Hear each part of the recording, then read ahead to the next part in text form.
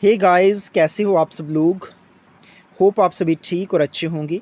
मैं हूं आपका अपना दोस्त वरिंदर खजूरिया और आप देख रहे हैं इन डेप्थ। दोस्तों, इस वीडियो में हम डिस्कस करेंगे आपके साथ कॉज थ्योरम के बारे में। तो चलो इसको डिस्कस करते हैं डिटेल के साथ। तो कॉज थ्योरम किसके द्वारा डेवलप करी गई थी? ये डेवलप करी गई थी रोनाल्ड एच कॉज के द्वारा। कब? 1960 में। मोस्ट इंपॉर्टेंट ईयर है, रिमेंबर रखोगे। तो कॉज जो रोनाल्ड एच कॉज है, इनका मानना था कि जो इन्वायरमेंट गवर्नमेंट की इंटरफेरेंस है नेगेटिव एक्सटर्नलिटीज़ को कंट्रोल करने के लिए, इसकी कोई ज़रूरत नहीं है। ठीक है।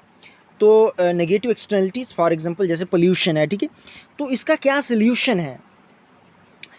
ये सल्यूशन हो सकता है थ्रू बार्गेनिंग। किसके किसके बीच में? पोल्यूटर और विक्टिम के बीच में जब बार्गेनिंग होगी तो उस तरीके से अचीव हो सकता है ऑप्टिमम सल्यूशन। किसका? नेगेटिव एक्सटर्नलिटीज़ का। ठीक है। तो यही बोला था किसने? कॉज ने, रोनाल्ड एच कॉज ने। कब? 1960 में। एक थ्योरम है, उस थ्योरम का नाम था कॉज थ्योरम। ठीक है। अब कुछ अजम्पशंस हैं जिस पे बेस है Coase theorem. Same common property resource, for example river. ठीक है, कॉमन प्रॉपर्टी रिसोर्स है विक्टिम और पोल्यूटर का। दूसरा है full knowledge of pollution and abatement cost to both victim and polluter. इन दोनों को फुल नॉलेज होगा पोल्यूशन और अबेटमेंट कॉस्ट का। ठीक है। तो अबेटमेंट कॉस्ट क्या होता है नीचे हम डिस्कस करेंगे। और पोल्यूशन इम्पैक्ट करता है जो, तो उसको मेज़र कर सकते हैं मनी टर्म्स में। ये है थर्ड एजम्पशन। और इक्वल बार्गेनिंग पावर होगी विक्टिम और पोल्यूटर दोनों को। ठीक है। तो यह है फोर्थ एजम्पशन जिस पे बेस्ड है Coase theorem. Both victim and polluter property right होंगे कॉमन रिसोर्स के ऊपर। ठीक है। कोई भी ट्रांजिशन कॉस्ट नहीं होगी, कोई भी मॉनिटरिंग इन्फोर्समेंट नेगोशिएशन कॉस्ट नहीं होगी, और कोई भी गवर्नमेंट इंटरफेरेंस नहीं होगी। तो ये 7 अजम्पशंस थी जिस पे बेस्ड है कॉज थ्योरम। अब हम स्टडी करते हैं कॉज थ्योरम को दो केसेस में। ठीक है। केस फर्स्ट है जब विक्टिम के पास प्रॉपर्टी राइट है। ठीक है। तो तब क्या होगा? जब विक्टिम के पास प्रॉपर्टी राइट है तो पोल्यूटर कंपनसेट करेगा विक्टिम को। ठीक है। कुछ अमाउंट ऑफ मनी देकर और बोलेगा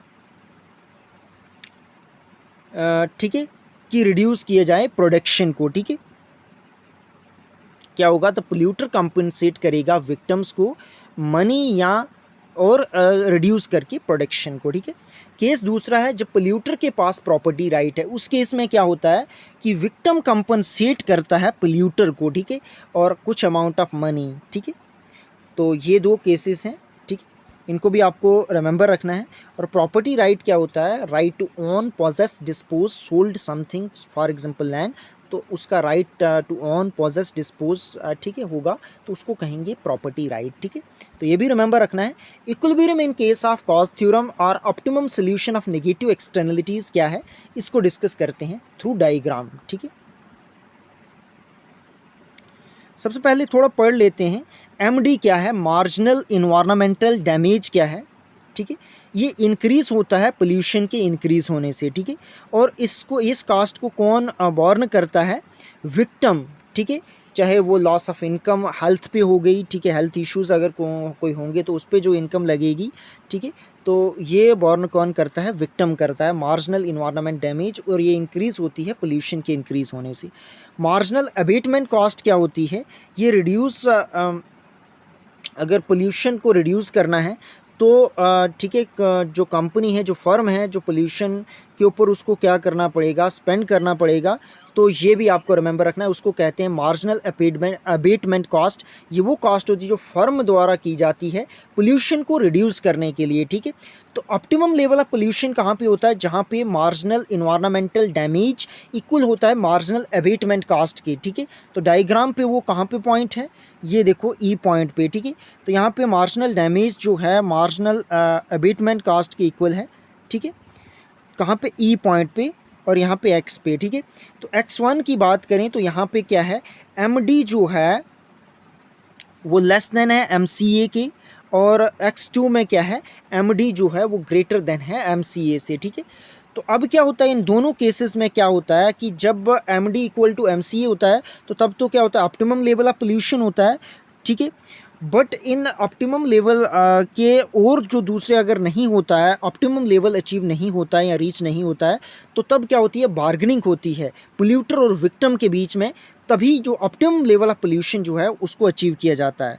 X1 पॉइंट की बात करें तो वहाँ पे हमने डिस्कस किया कि MCA जो है ग्रेटर देन MD है, तो फर्म क्या करती है, बार्गेन करती है थ्रू रिड्यूस पोल्यूशन। कब तक, X तक।